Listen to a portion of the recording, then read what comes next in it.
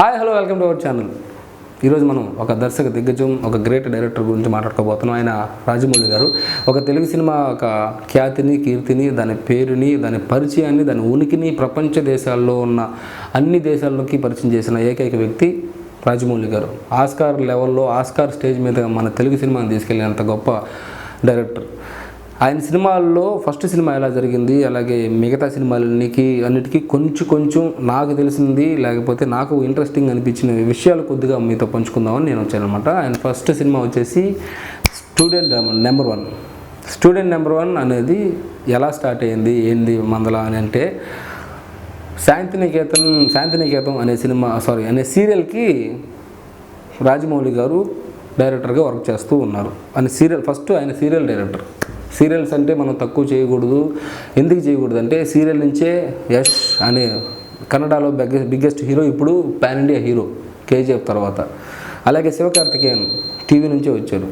తర్వాత రాజమౌళి గారు టీవీ నుంచే వచ్చారు. నాని గారు ఆర్జే అని టీవీ నుంచి వచ్చారు. అంటే వీళ్ళందరూ టెలివిజన్లో నుంచి వచ్చారు కాబట్టి పెద్ద స్టార్స్ అయ్యారు. వచ్చారు కాబట్టి అవ్వలేదు, వచ్చిన వాళ్ళు కూడా స్టార్స్ అయ్యే అవకాశం ఉంది కాబట్టి నేను ఈ విషయం చెప్పాను. రాఘవేంద్రరావు గారికి రాజమౌళి గారి వర్క్ నచ్చి ఆయన సినిమా డైరెక్టర్ చేద్దామని ఆయన దర్శకత్వ పర్యవేక్షణలో ఫస్ట్ సినిమా మొదలైంది. ఆ సినిమాకి హీరో ఎవరంటే జూనియర్ ఎన్టీఆర్ గారిని ఫిక్స్ చేశారు. అప్పుడు దాకా రాజమౌళి గారికి అలాగే ఎన్టీఆర్ గారికి పరిచయం లేవు. అప్పుడే పరిచయం చేసుకున్నారు. ఫస్ట్ టైం ఎన్టీఆర్ గారిని చూసినప్పుడు రాజమౌళి గారు, ఏందబ్బా ఈ హీరో చాలా పొట్టిగా ఉన్నాడు, మీసాలు కూడా సరిగ్గా రాలేదు, ఏదో అలా నడుచుకుంటూ వస్తున్నాడు, ఈయనతో నాకేం సినిమా, ఇదేంది ఇలా ఉన్నాడని చాలా డిసప్పాయింట్ అయిపోయాడంట. కానీ షూటింగ్ ప్రోగ్రెస్లో ఆయన పర్ఫార్మెన్స్, ఆయన నటన చూసి ఎన్టీఆర్కి ఫ్యాన్ అయిపోయాడు. ఇప్పుడు కూడా మీ ఫేవరెట్ యాక్టర్ ఎవరంటే ఎన్టీఆర్ అని చెప్తారు. అలాగే ఆయన ఎక్కువ సినిమాలు తీసింది కూడా ఎన్టీఆర్తోనే రాజమౌళి గారు. ఆయన చాలా ఇంటర్వ్యూలో కూడా చెప్పారు, ఏదైనా స్టోరీ రాసుకుంటే ఇది ఎన్టీఆర్ అయితే ఎలా ఉంటుందని ఊహించుకుంటూ రాస్తానని ఆయనే చెప్పారనమాట. తర్వాత స్టూడెంట్ నెంబర్ వన్. ఆయన జర్నీ అలా స్టార్ట్ అయింది రాజమౌళి గారిది. Second cinema Simhadri.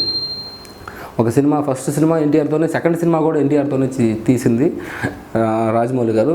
సింహాద్రి అనే సినిమా ఎంత ప్రపంచం సృష్టించింది, ఎంత ఇండస్ట్రీ హిట్ అయింది అని అందరికీ తెలిసింది. ఆ సినిమా తర్వాత రజనీకాంత్ గారు ఒక మాట అన్నారంట, ఈ వయసులోనే ఇంత పెద్ద క్యారెక్టర్ చేశాడంటే ఎన్టీఆర్, ఇక ఫర్దర్గా ఫ్యూచర్లో ఇంకేం చేస్తాడు ఇతను అని అన్నారనమాట. అంటే ఆయన ఎక్స్పీరియన్స్కి ఆయన అన్నది తర్వాత అర్థమవుతుంది మనకు కానీ, ఎన్టీఆర్ గారికి కానీ. ఏంటంటే ఆ వయసులోనే 18-19 ఏళ్ళు, 20 ఇయర్స్ కుర్రోడు సింహాద్రి లాంటి క్యారెక్టర్ని క్యారీ చేయగలిగాడు, దాన్ని సినిమా హిట్ చేయగలిగాడు. ఆయన పర్ఫార్మెన్స్, ఆయన డ్యాన్స్ వేరే level. Simhadri block buster okay, కానీ ఆ సినిమా చూడడం వల్ల రజనీకాంత్ గారికి షాక్ అయ్యారంట. ఆ సినిమా చూసి నెక్స్ట్ ఏం చేస్తాడు ఇతను, ఇంకేం చేస్తాడు అని. అంటే దాని అర్థం ఏంటంటే, నెక్స్ట్ చేయడానికి అంత వెయిట్ ఉన్న క్యారెక్టర్ ఇతనికి పడడానికి చాలా టైం పడుతుంది. అది నిజమైంది. ఆయనకి సింహాద్రి తర్వాత మళ్ళీ హిట్ పడడానికి చాలా సంవత్సరాలు పట్టింది.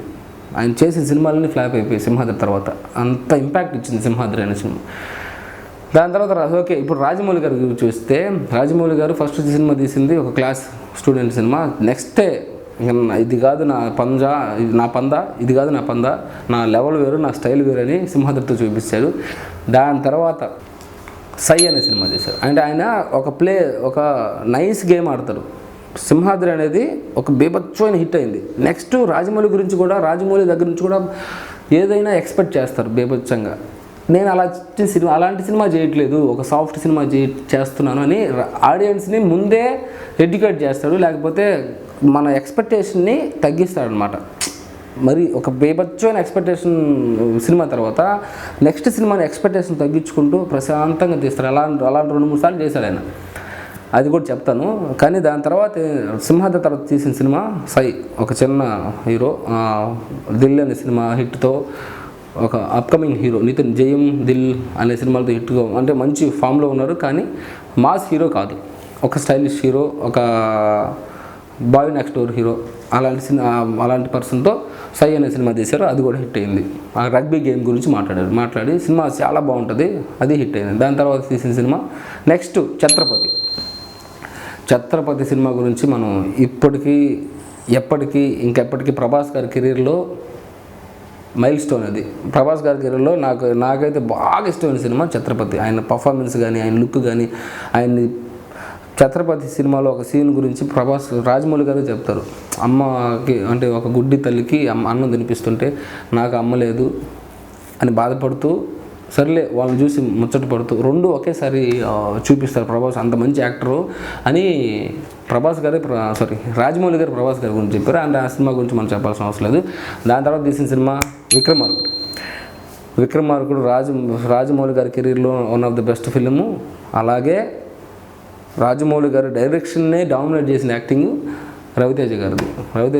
రాథోడ్ క్యారెక్టర్, అతిల్ శక్తి క్యారెక్టర్ ఎలాగే చేస్తారు మన రవితేజ గారు, దాంట్లో డౌటే లేదు. కానీ విక్రమ్ రాథోడ్ క్యారెక్టర్ మాత్రం ఆయన బ్యాక్గ్రౌండ్, కీరవాణి గారి బ్యాక్గ్రౌండ్ మ్యూజిక్ అండ్ అన్ని సినిమాలకి ఇప్పుడు దాకా ఆయన రాజమౌళి గారు ప్రతి సినిమాకి కీరవాణి గారే ఉంటారు.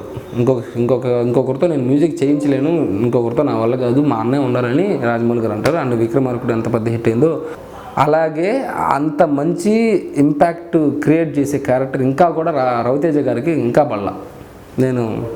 ఐ కెన్ సే దట్, ఎందుకంటే అంత మంచి క్యారెక్టర్ అది. దాని తర్వాత రాజమౌళి గారు తీసిన సినిమా చూసారా. ఇప్పుడు మళ్ళీ ఛత్రపతి, విక్రమార్కుడు అనే ఒక మాస్ సినిమాలు, ఒక కమర్షియల్ సినిమాలు చేసిన తర్వాత ఆయన తీసుకున్న నెక్స్ట్ స్టెప్ యమదొంగ. అంటే ఎన్టీఆర్ గారు మాస్ హీరో అయినప్పటికీ ఆయనకు ముందు చాలా ఫ్లాప్లు ఉన్నాయి యమదొంగకు ముందు. అండ్ ఆ సినిమా మొత్తం ఒక ఎత్తు, ఏమంటి డైలాగ్ మాత్రం వేరే లెవెల్లో ఉంటుంది. అది నెక్స్ట్ రాజమౌళి గారు తీసిన సినిమా. అంటే నేనేం చెప్తున్నా అంటే ఒక పెద్ద కమర్షియల్ సినిమా తీసిన తర్వాత ఒక ఆడియన్స్ని కొద్దిగా మన ఎక్స్పెక్టేషన్ని లోలో పెట్టుకోవడానికే ముందు మనకు ఆ సినిమా టైటిల్ నుంచే మనకు అర్థమైపోద్ది. అది ఆయన సక్సెస్ సీక్రెట్. ఓకే, యమదొంగ తర్వాత తీసిన సినిమా మగధీరాని నేను ఈ వీడియో చేయడానికి కారణం, రాజమౌళి గారి గురించి మాట్లాడడానికి కారణం, ఇది నాకు ఎప్పుడో తెలుసు. రీసెంట్గా ఇది సోషల్ మీడియాలో పెద్ద వైరల్ అయిపోతుంది.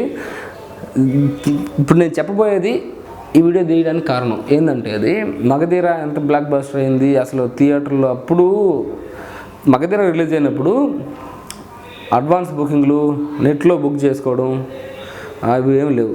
మగధీర బుకింగ్ కౌంటర్ దగ్గర జనాలు ఎలా కొట్టుకున్నారు. అంటే ఈ షోకి కాకుండా ఒకే మనిషి 4 షోకి టికెట్లు, ఈ షోకి, ఫస్ట్ షోకి, సెకండ్ షోకి, మ్యాట్నీ షోకి, నూన్ షోకి అన్నిటికీ తెచ్చుకొని వరుసగా వెళ్ళేవాళ్ళు సినిమాకి. ఈ షో అయిపోయింది నెక్స్ట్ షోకి, ఈ షో అయిపోతే మళ్ళీ షో. ఒక రోజంతా సినిమా చూసే, మగధీర సినిమా చూసే వచ్చేవాళ్ళు. అంత అసలు ఒక రేంజు ప్రపంచంలో క్రియేట్ చేసింది మగధీర. దాని గురించి ఓకే అది అందరికీ తెలిసిందే.